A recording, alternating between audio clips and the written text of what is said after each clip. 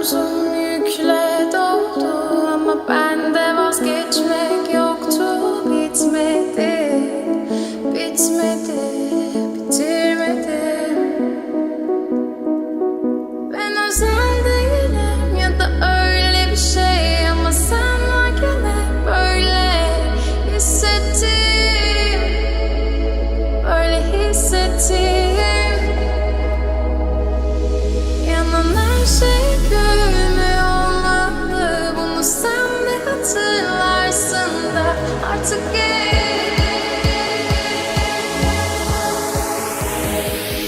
öyle hissettim.